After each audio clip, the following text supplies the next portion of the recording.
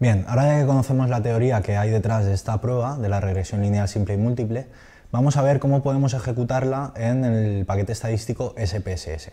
Para ello he preparado este archivo en el que encontramos las 5 variables que os he presentado ya en la diapositiva, que son el número de sujeto, su funcionalidad, la fuerza, la movilidad y la resistencia de cada uno de ellos. Lo que queremos hacer es ver si con estas 3 variables, la fuerza, la movilidad y la resistencia, podemos realizar una estimación bastante exacta de la funcionalidad de estas personas. Para iniciar el análisis debemos de desplegar el menú Analizar, ir a la pestaña de Regresión y seleccionar Lineales. Para hacer una regresión lineal simple, lo que deberíamos de hacer es seleccionar una de estas variables, fuerza, movilidad o resistencia. Vamos a empezar con fuerza y llevarla al cuadro preparado para variables independientes, que son las variables de entrada o las variables X que veíamos en la ecuación. Y la variable funcionalidad, que es la variable Y, la que quiero estimar, la meteríamos en el cuadro preparado para variables dependientes. Donde pone método introducir, ahora mismo no hagamos caso, dejamos introducir, porque cuando es solo hay una variable de entrada, como es el caso de la regresión lineal simple, no es importante, no hace nada. Cuando vayamos a ver cómo podemos hacer una regresión lineal múltiple, veremos para qué sirve esto de ahí. Vamos a ir viendo las diferentes posibilidades que nos proporciona este programa estadístico. Si le pegamos a estadísticos, vemos que podemos seleccionar algunas pestañas que no están marcadas de forma automática. Por ejemplo, la prueba de Durbin-Watson la podemos marcar aquí. Además, también sería recomendable marcar el cambio en R cuadrado y los estadísticos descriptivos. En la pestaña Gráficos es interesante obtener un gráfico en el que se observen los residuos con respecto a los valores predichos por nuestro modelo. Además, también podemos pedir el histograma y un gráfico de la prueba de normalidad de los residuos.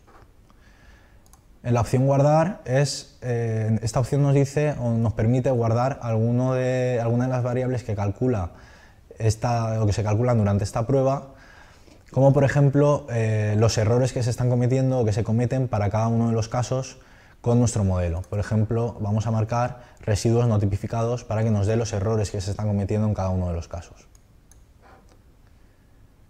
En el menú Opciones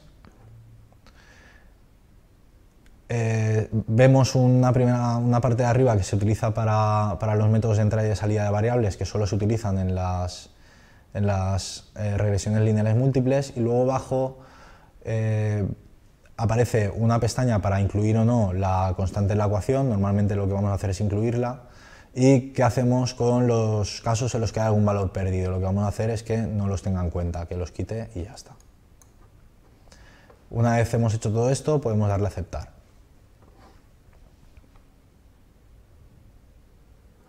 Los resultados que proporciona este paquete estadístico empiezan con una tabla de estadísticos descriptivos, en el que nos da la media, la desviación estándar y el número de sujetos que se observan para las dos variables que hemos tenido en cuenta en el análisis, la funcionalidad o variable de salida y la fuerza o variable de entrada.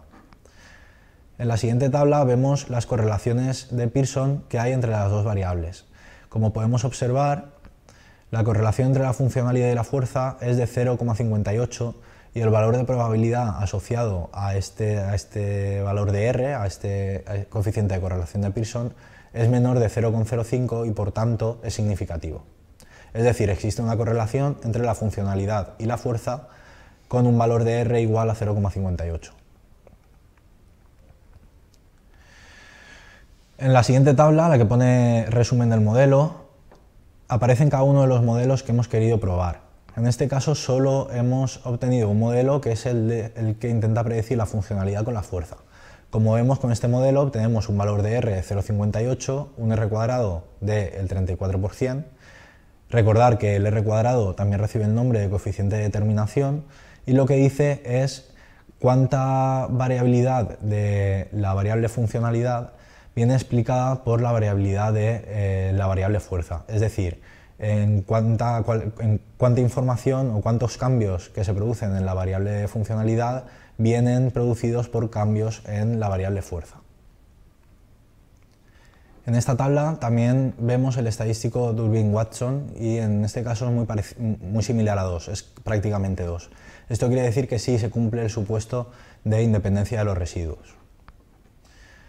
Si bajamos a la siguiente tabla, vemos que pone ANOVA, las regresiones lineales hacen una ANOVA, y observamos que, al igual que en los vídeos o los videotutoriales en los que hablamos de las ANOVAs y el MANOVA, tenemos un valor para el estadístico F y un valor de probabilidad asociado. Esto lo que nos dice es si el modelo es bueno para explicar la relación que existe entre nuestras variables de entrada y nuestra variable de salida. Es decir, si este modelo sí que es válido, sí que existe, ¿de acuerdo? Como el valor de probabilidad es menor de 0,05, podemos decir que el modelo que hemos obtenido es bueno, ¿de acuerdo? También tenemos los grados de libertad de la regresión y del residuo, que podríamos utilizarlo para escribir los resultados si decidimos proporcionar los valores que nos da la ANOVA al hacer la regresión. No obstante, esta tabla resulta un poco más interesante. La tabla que comienza con el título coeficientes nos da el valor de cada uno de los coeficientes, del valor b0 y b1 de la ecuación que hemos intentado encontrar que nos estime o con la que podamos estimar la funcionalidad de las personas con lesión medular mediante la medición de su fuerza. Como vemos, la constante, el valor b0, sería de 48,39, mientras que el valor b1, o la inclinación de la recta, sería de 0,77. En la columna de al lado aparecen los errores estándar asociados a cada uno de estos coeficientes y en la siguiente pone coeficientes estandarizados. Estos coeficientes estandarizados lo que hacen es no tener en cuenta la escala de cada una de las variables. En este caso solo hemos introducido como variable de entrada la fuerza, pero si hubiéramos metido más variables con diferentes escalas, los valores no estandarizados de los coeficientes podrían ser muy diferentes, pero simplemente por el hecho de que las escalas son diferentes. Estos coeficientes estandarizados lo que hacen es no tener en cuenta la escala de las variables de entrada y por tanto nos sirven para comparar cuáles de las variables de entrada son más importantes para poder realizar la estimación de la variable de salida. A un mayor valor del coeficiente estandarizado quiere decir que esa variable de entrada es más importante para realizar una estimación correcta de la variable de salida. A continuación observamos un valor del estadístico T y un valor de probabilidad asociado a este estadístico, que lo que nos dicen es si estos coeficientes, este b0 y b1, son estadísticamente diferentes de 0 de forma estadísticamente significativa. Es decir, si el valor de probabilidad es menor de 0,05, quiere decir que los coeficientes b0 y b1 son diferentes de 0.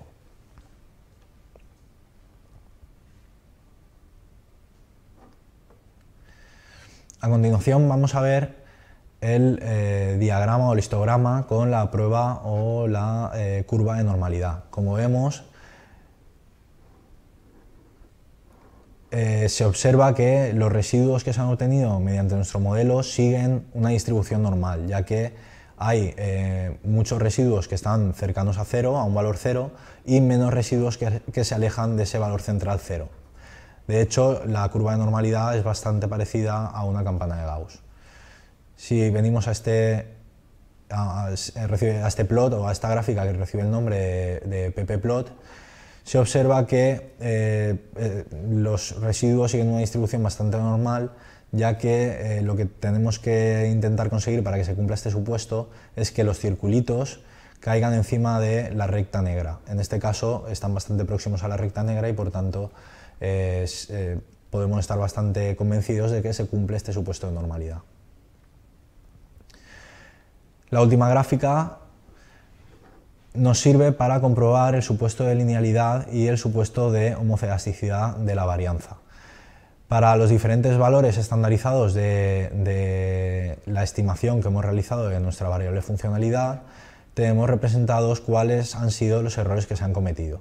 Si observásemos que existe una mayor varianza, es decir, una mayor anchura para algunos valores predichos de nuestra variable funcionalidad que para otros, veríamos que no se cumple este supuesto de homogeneidad de las varianzas. En este caso parece que para los valores más pequeños y más elevados la varianza es algo menor que para los valores centrales en los que la varianza es superior. Por tanto, no podríamos estar seguros de que se está cumpliendo este supuesto de homoceasticidad de las varianzas. Vamos a continuar el análisis viendo la variable que nos ha generado esta regresión lineal. Le he dicho que nos guardase cuáles eran los residuos que se cometían al intentar estimar la funcionalidad mediante el modelo que hemos generado utilizando la fuerza. Lo que vamos a hacer con estos errores es calcular el error cuadrático medio. El error cuadrático medio, recordar que eran los errores elevados al cuadrado y luego el promedio de esta nueva variable. Lo que vamos a hacer es calcular una nueva variable que vamos a llamar errores al cuadrado.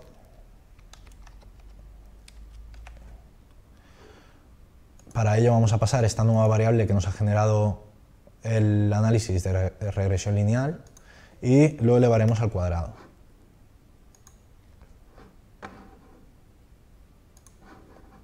Ya tenemos nuestros errores al cuadrado y ahora lo único que tenemos que hacer es calcular la media de esta variable. Pasamos la variable. En opciones nos aseguramos que esté la media marcada, podemos quitar el resto.